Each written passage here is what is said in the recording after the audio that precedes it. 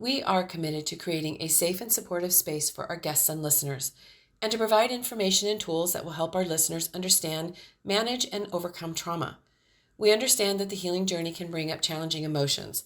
Therefore, we want to warn our audience that certain episodes may contain discussions or stories that could be triggering for some individuals. The content of the podcast is for educational and informative purposes only, and we encourage you to practice self-care and discretion while listening, and to reach out to a trusted support system or professional if you feel overwhelmed and need help on your healing journey. Hi, Jaclyn. Welcome.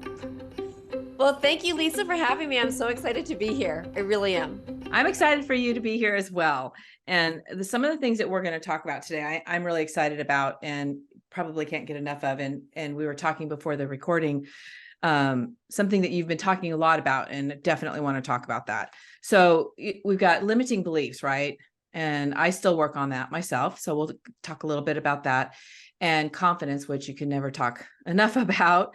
So we'll touch on that.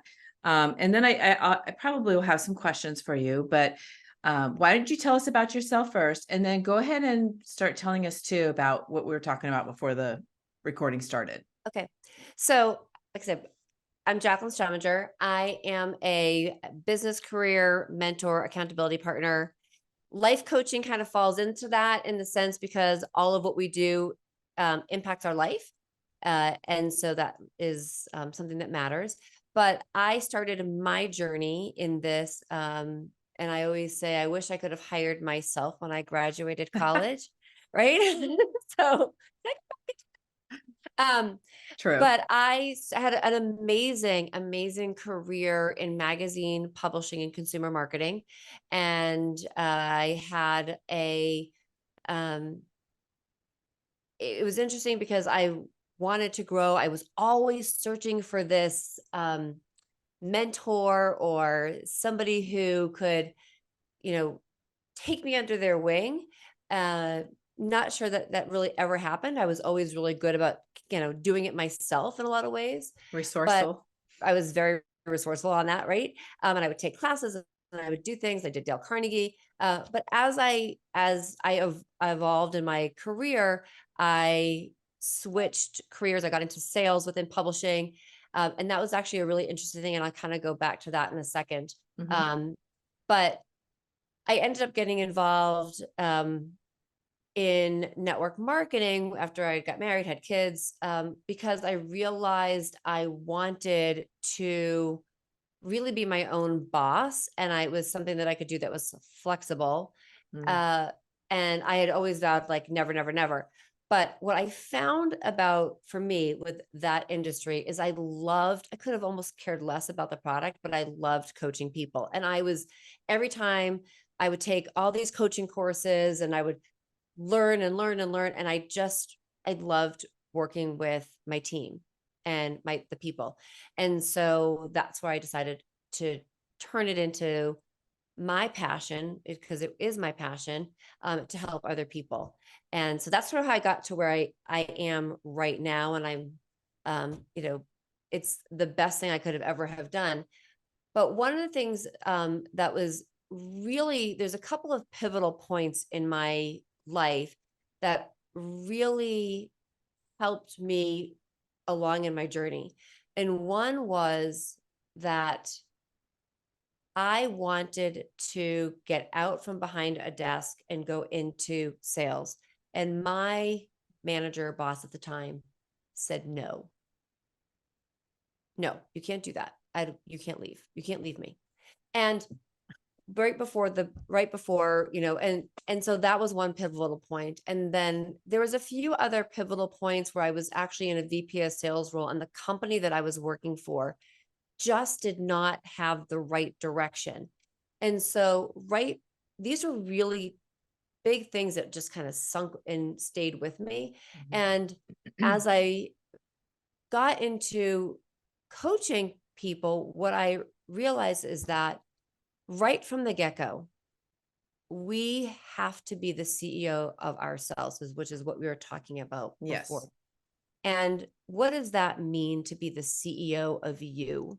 And the CEO of you, what it means is that you outline and create the mission for your life and your journey. And nobody should stop you from reaching the goals and dreams that you have. If you want to try sales, try it. If you want to try fundraising, whatever your corporate, wherever you want to go, because there's so many different avenues in life. Like, I mean, there's so many different positions. So whatever you want to try. Don't ever let anybody stop you from exploring. And that's sort of part of being that CEO of you. You want to think about creating your mission statement, and you want to create goals for your life, personal. I always say personal, business, career need to have two different mission statements, and you want to have two different goals. They can be all morphed together, but you need to be looking at them. And all of those things evolve. The way and what we do in, when we first get into the workforce is going to evolve as we get further into our career, as we get more experience.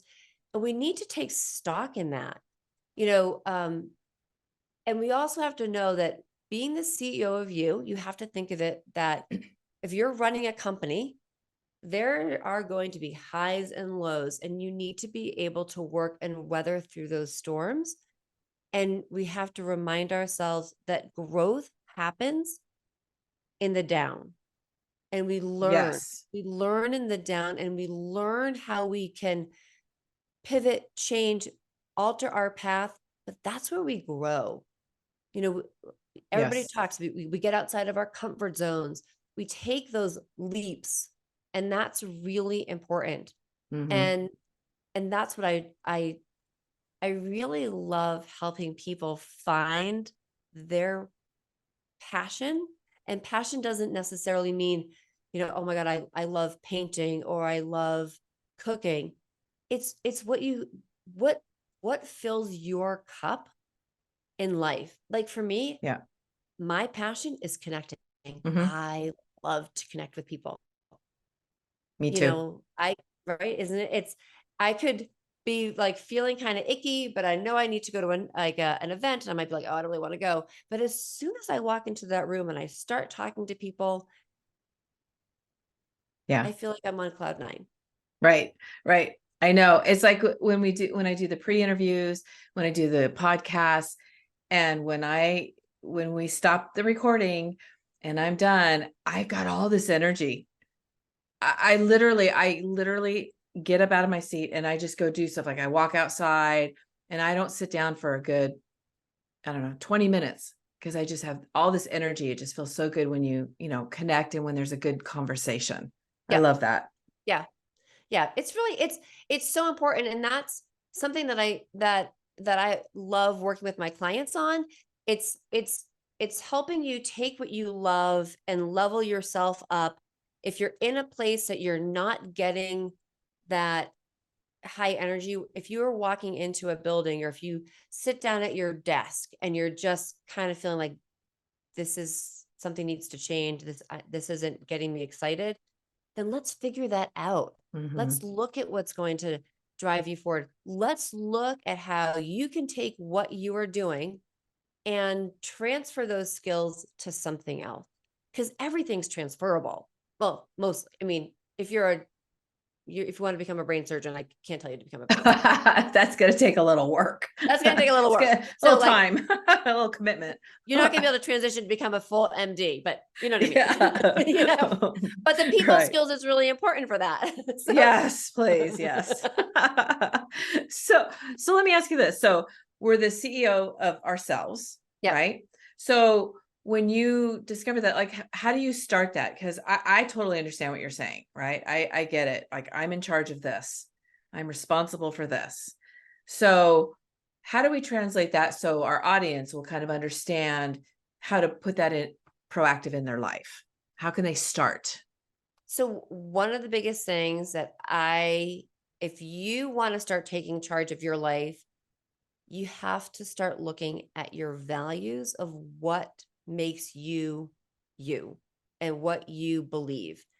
And I don't mean, it doesn't have to be religious values or any of that type of stuff, but, you know, where are you on the scale, like with integrity, friendship, communication? I mean, I have a whole list, you know, Google value sheet if you want, or just I'm gonna write ask that me, down. ask me for, and I can send you I can send you a values assessment, where you can check off boxes for values.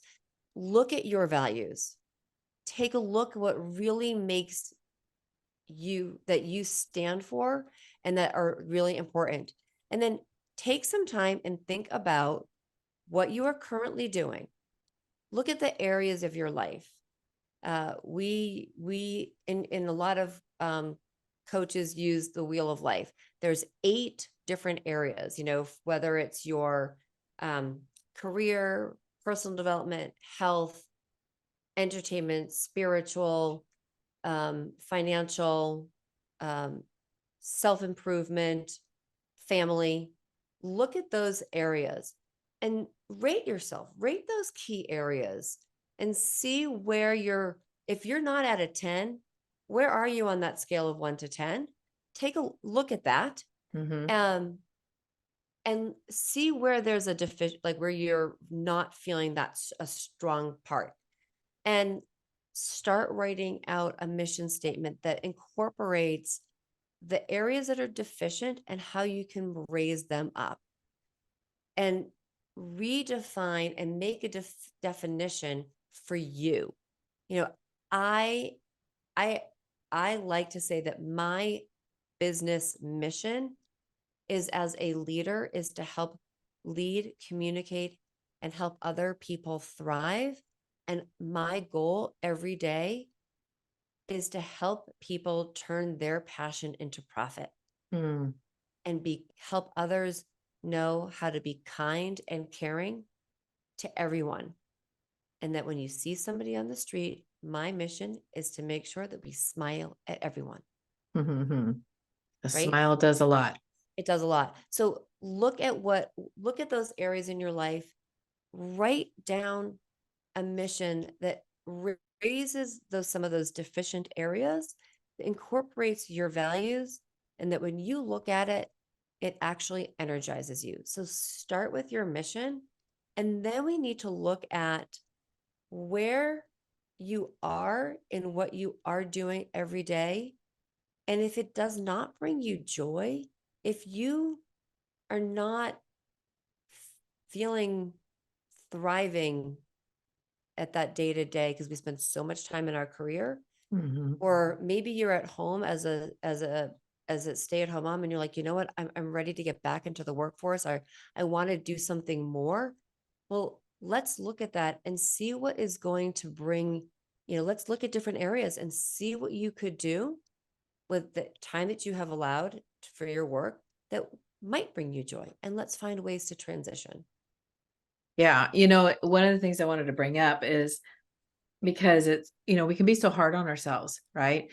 And when you're going through those questions and when you're looking at yourself and you're realizing where you're at, and maybe it's not where you want to be, it'd be really easy to be hard on yourself. And people often go there very quickly, and really go at it with curiosity, right? Go at it with curiosity rather than judgment. And it'll Yes. make it much easier to work through and get to where you want to be and put that plan together, right? Right. We want to be curious. We want to look at, and this is actually, where some of those limiting beliefs also come in. Right. Mm-hmm. Yeah. Because you might have this belief that, you might not be good at something. And where did that come from? And is it really true? Mm-hmm. Is it true for you because it happened, or is it true out there? Like, where does the truth really lie? Is it sitting up here in your mind where this is what you believe? Right. Or, can you prove that it's really that way to everybody else? People think, oh my, one of the best ways to describe it is when people think to themselves, oh, so-and-so doesn't like me. Mm-hmm. Well, do they not like you? Do you know that for sure? I Right. mean, or oh, that person thinks I'm, Mm-hmm. do you know for sure? Or you have this belief, uh, people always say, they'll talk about blonde jokes, right? You're smart. Does it matter? Does the color of your hair really define intelligence? No, but you may have been told all your life, Right. right? So but it's not really true. And what do you have to prove it? You're smart, you're educated, you've done well. Heck, take that belief away. Like, let's change the story. Let's rewrite that so Mm-hmm. that limiting belief becomes a power belief. Right. Right. Because with limiting beliefs, I mean, really, it's like you say, it's dialing in and really looking at what that belief is and where it came from. Yep. And what's the evidence show? Right. Right. Because a limiting belief oftentimes, and I have a particular friend in mind who she's brilliant. She is very good at what she does. She's very successful. And yet she's worried that they're going to find out. And I'm like, find out what? Find out that you're not real. The evidence shows that you are successful at this. Look at your past, your entire career, you know, and she's working through this, working through it a lot, but it's a common one. That's actually a very common belief is, and I feel that way too sometimes, I'm like, I'm not a therapist. I'm not a certified coach. I've done coaching, but I have life experiences. And I know where my life was and where it is today. And evidence shows that I have had a measure of healing and I have had a lot of growth. And so that limiting belief of, oh, I'll never get, is gone. Right. And so that's what I try to focus on. And those limiting beliefs are very sneaky. They are really sneaky. They can catch you up and you don't realize it until you start looking at situations. So that's one of the things that I really like to uncover with people. And that imposter syndrome is really real. And so it's Oh, that's true. That's the imposter syndrome, isn't it? right. Right. But how it's giving people tools too when that starts creeping in. Mm-hmm. What can you do to stop the train of thought Right. and then redirect the thoughts to something that is more empowering? So Right. one of the things that I work with some of my clients on, and this was actually something that I learned through another coaching program that I was in, is quick way to center yourself. Even if you're in a meeting, no one needs to know what you're doing, but if you take a couple of minutes and you press your fingers together, Mm-hmm. and then you could close your eyes, but if you're in a meeting, you might not want to do that. But because people might think, oh my God, like Lisa's Wake falling up. asleep. You keep your, but if you do, you put your fingers and you're starting to feel like your fingertips, and you just start taking some deep breaths. I actually do this and I didn't even realize it's a thing. I do this. It is a thing. It's a centering Wow. technique. It's a centering technique. So it makes you change your focus on what your main mind is thinking to focusing on the feeling in your fingers, Mm-hmm. to breathing. And then I recommend, and I usually work with my clients on coming up with a quick mantra like, I am great at what I do. I'm great at what I do. And Well, breathing. and it's so deep breathing, and you could easily do it in a meeting. It's being something that's a little tactile, but focusing on something other than the thought that Mm-hmm. is the negative thought that's going through your mind. Yeah. Breaking that cycle Right. Break the cycle. that's going on. And yeah, I like that. So, okay. So we moved into imposter syndrome. I just kind of transitioned us into which, the limit, I always do that. I always mix those kind of two up. I kind of, Yep.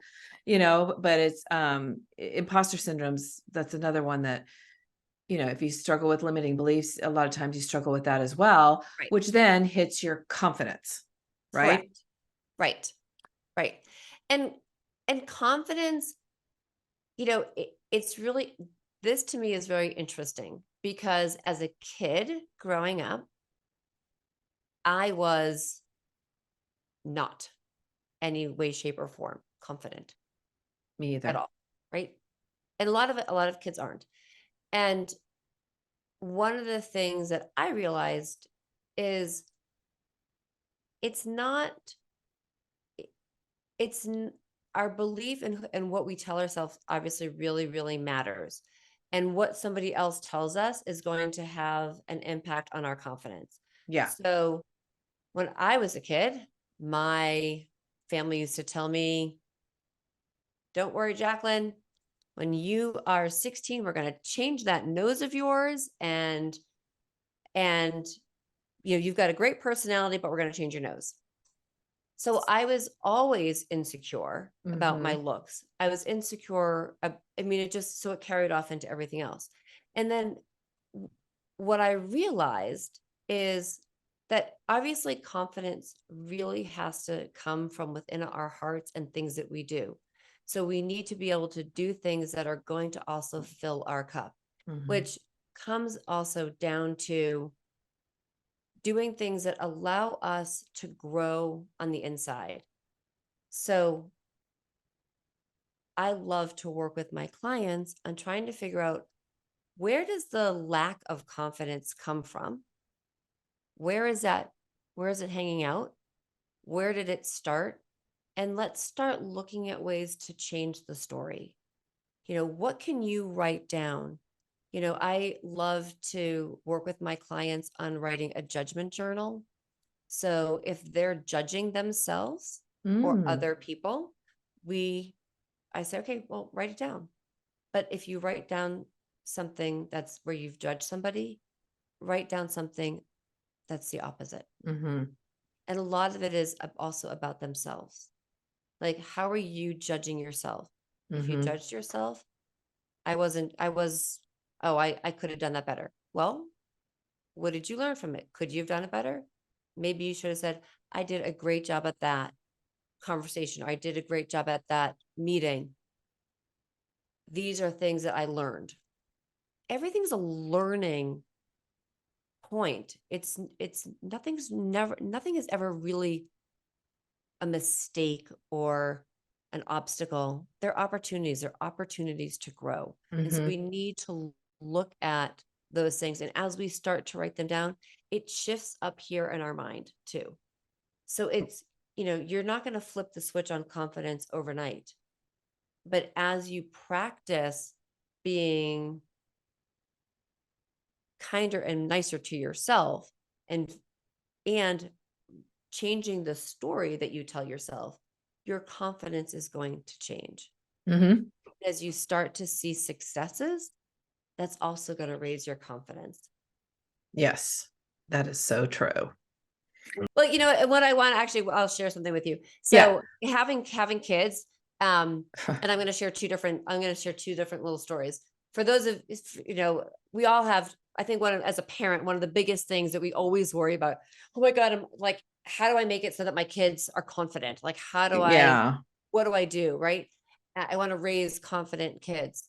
And I will tell you, one of the things that I feel that we've done as a family is that we've just focused on all the positive things that our kids are doing. It was never about what they looked like on the outside. Right. The outside, I'll be the first to tell you, I think my daughter is beautiful and my son's handsome. But not to be mean when I say this, it was not what I focused on when they were kids. I focused on the things that they did super well. You did that amazingly. You did awesome skiing. Great job at this. You are a beautifully kind human. And I will tell you, both of my kids, confidence can go up and down, but they're both highly confident individuals within themselves and outwardly.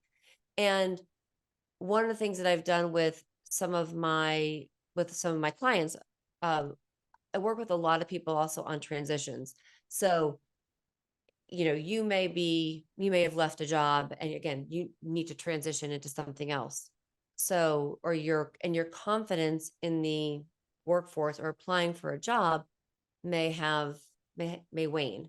Because God only knows, like, rejection letter after rejection letter after rejection letter, you're probably like, oh my God, am I good? Yeah. You are, you are really good. It's that we need to make sure that what we are applying for, we have to remind ourselves, we are giving those companies the right to us and our intellect, True. right? I like that. So we change the thought process and we start looking at opportunities to apply for, not just to keep throwing darts, but Right. to really look at the companies that we are applying for. And this also goes back to our values, to make sure they align with our values of who we are, what we're about, and if it's part of our mission too.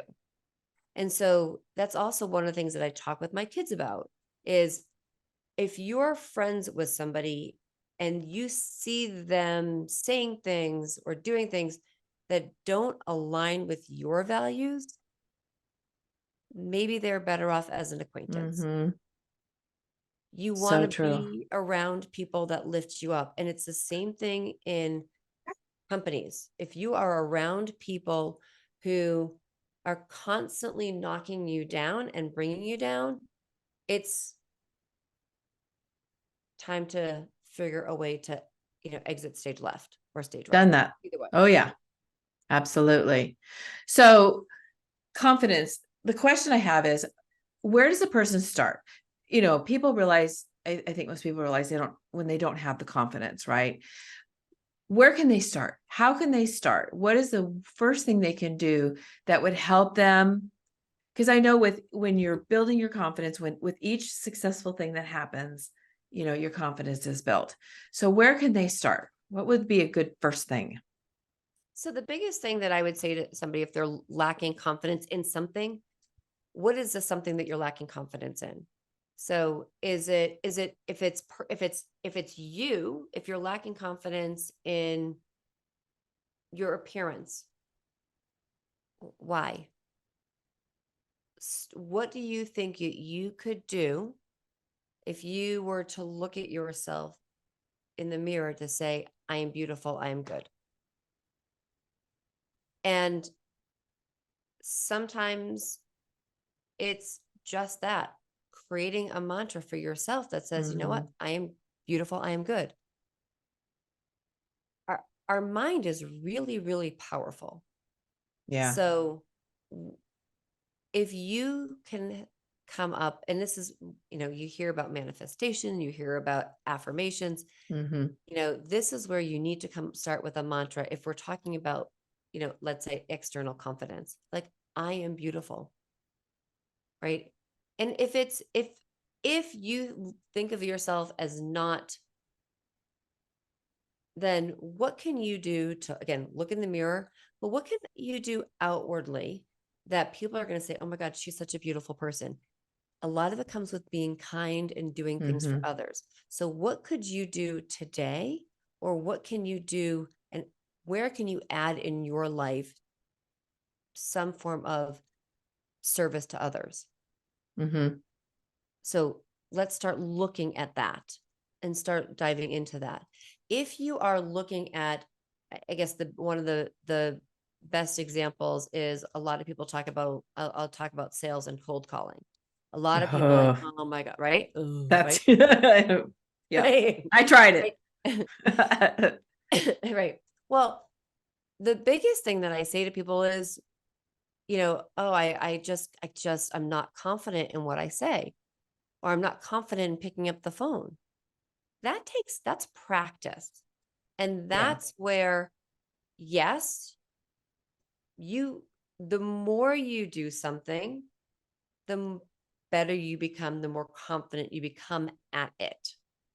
You could say that we all know that, yes, Tom Brady might be, a goat in being a quarterback. He did not come out of the womb throwing a football. True. Right? So if you look at his practice of it, he always was on the sideline throwing a ball and practicing. He didn't just sit there and watch the other quarterback. He would be on their sideline throwing a ball. So what can you do if whatever you're lacking confidence in, what is it that you can do every single day to practice and to build, to change the story, so it's something that it grows within you, and you can say to yourself, you know what? I'm the best cold caller out there. I'm the best salesperson. I'm the best negotiator. But it takes practice. That, and that, as you were telling this story, I'm thinking, well, that's exactly how this podcast is for me. I didn't go to podcast school. I didn't know, I planned it as best I could of how I wanted it to be put together, but I had never done it. So yes, it's been clunky here and there. And, but with each episode that I do and each conversation, I feel more confident, and I'm getting, I knew what the vision was, and I'm still with that same vision, but I'm doing more fine tuning because I got my confidence to a point of, okay, I like how this is, but now I'm ready to take it to another level. And so that's been for me now. Am I completely confident in this? No, of course not. But I am certainly enjoying it more, and my confidence is building. And my thing is, and this probably goes, you'll be able to relate to this, is, the perfection in me that used to be in there. If I was still there, this podcast would have never started ever, because I would have been horrified. And I'm like, you know what? I'm going to goof up. I'm going to make mistakes because I don't know how to do this. I'm learning as I go. And that's okay. I'm totally okay with that. My number one goal is to get good content out there. So, Right. And I'll tell you, it's been, that has built confidence in so many other parts of my life as well. So it doesn't Right. just stay in that one area. It kind of, It has a ripple effect, right? So it does. that's one of the things. That's also why when I talk about what I do, it goes into all different parts of our lives, because when we start to see changes in other areas, it does it has a positive impact. And and what you just said about building that confidence and perfectionism, one of the big things that I share with people is we have to start somewhere. Right. Exactly. And perfectionism, nothing's ever perfect, right? No. Not right. So it's always evolving. And so the question would be is, what if you were to define perfect, what is Mhm. it? And then once you get there, that perfect is that's going to change. The Sure. definition of your perfect is going to change. It's going to be moving. Right. So it's always evolving, but we do need to start somewhere and then grow and build on that. Yeah. And don't And let perfectionism paralyze you, because that's what can, and it's funny you say, what is perfection?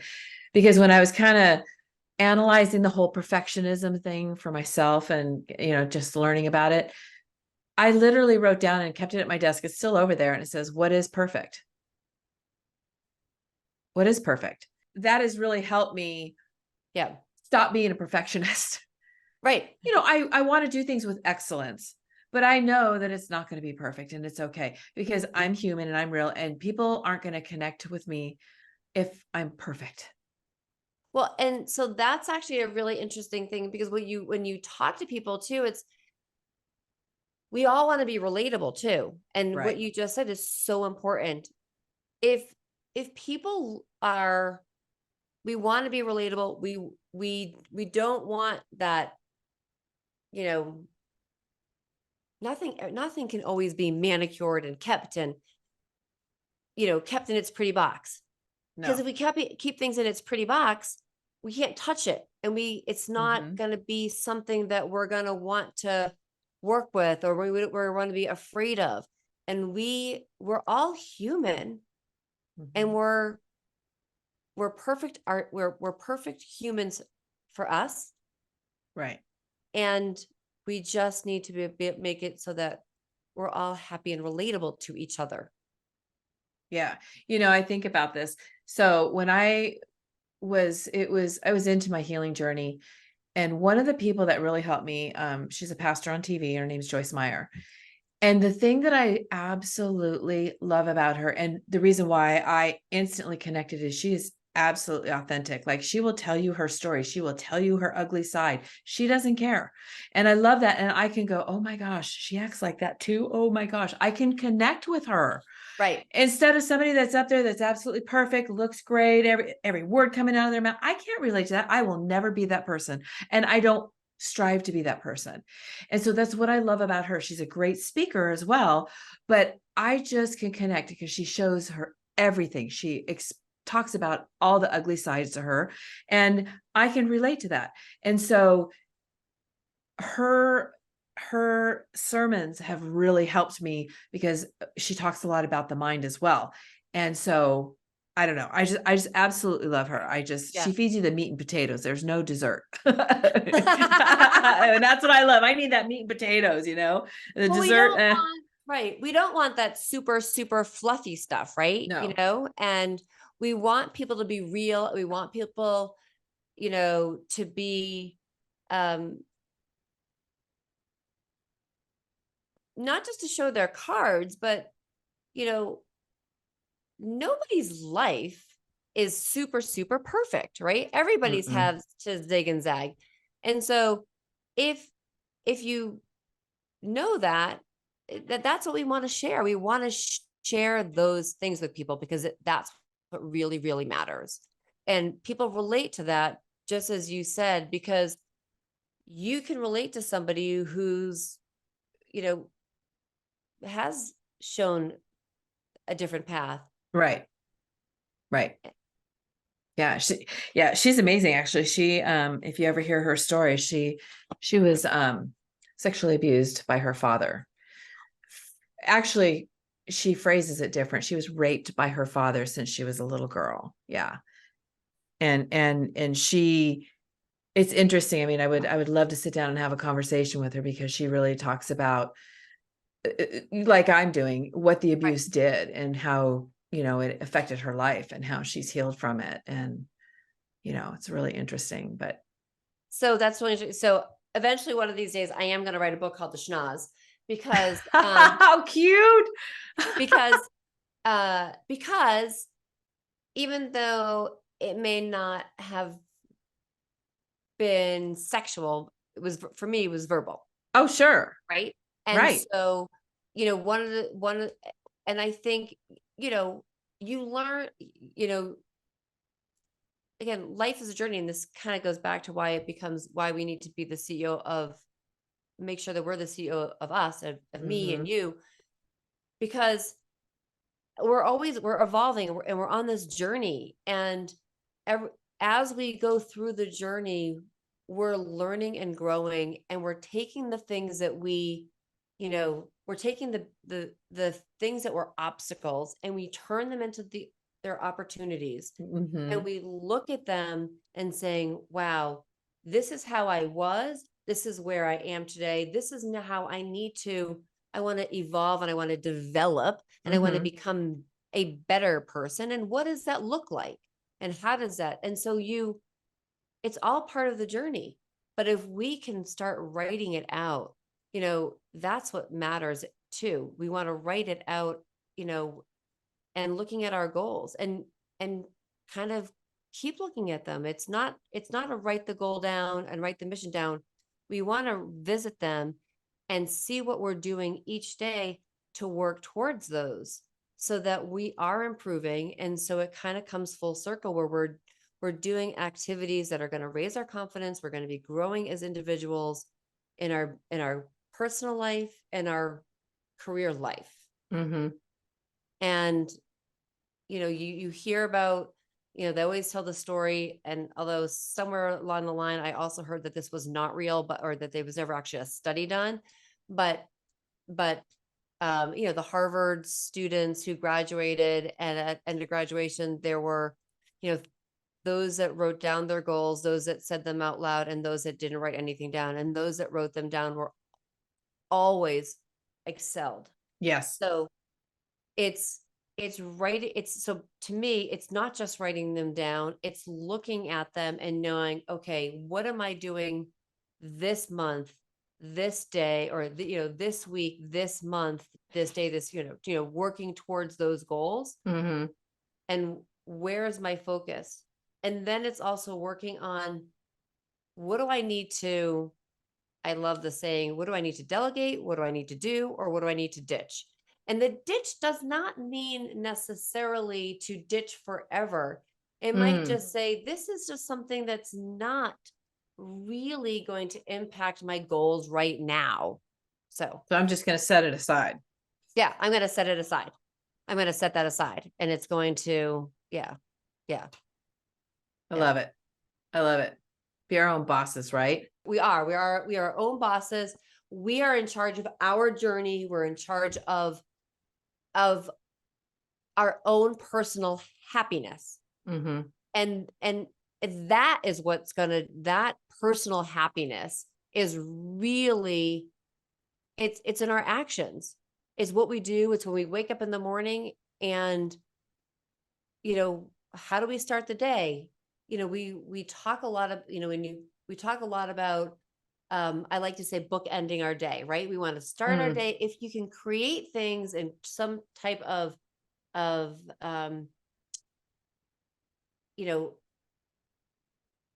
routine of how and what you want to do, that gets your day going in the right way. And so you can bookend your day so that you're starting it on a high note, and you're going to end it, on a good note too. And yeah, there's always going to be some ebbs and flows and good days that, there'll be some good days and bad days, but the more we can be sort of consistent in what we do and our thought process, it makes us truly the directors of our life. And I think with the other thing, starting with this, starting to figure out, your role as your CEO in your life, like you were saying, sometimes it can get overwhelming, right? Because it seems like it's so big. And I always say, take baby steps, so start with a couple things so that it's not overwhelming. I mean, you can write like you said, write down what you envision you want your life to look like. And I've actually done that myself. And I have it written down, but I also have it up here. And I have a reminder that comes up on my phone, visualize your future, every morning at 5:00. And so I take a minute and I visualize it. And so but it's also starting with baby steps, because I know for me, I can get so overwhelmed by it that I just shut down. Yep. And it's just, start with baby steps, figure out a couple things, start writing stuff down. It doesn't have to be done in a day. It's, set it up as an outline and start writing your thoughts down. And as the day goes on, you go, oh yeah, that's one more thing I want to add. And that's what I literally did. I would have it on my computer, and I would come and I would, oh, here's another one. And I would write it down. And then it'll just build. Over time, it will build, and you will have that creation, and then you will memorize it, and then it will become part of you. I mean, that's how I did it. Yeah. No, but we talk about doing things. It's one of the, that's actually a really big thing that that I share with people, is that when we were talking in the beginning about the circle of life and those different attributes, you can't focus on everything. You have to, you can only, because we can only focus on a few things. We can't change everything all at once. Yes. We have to do it in steps, and it doesn't happen overnight. And so, if you are, looking to change your finances, well, take a couple of different, what are a couple of things that you might be able to change? You can't change it all. We don't want you to change everything right at the beginning, all at once, because then it's going to be overwhelming, and you're just like, oh God, I can't. Yeah. And you shut down. And you shut down.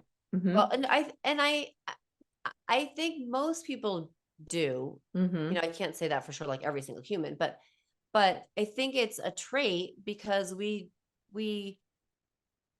want to make positive changes and impacts.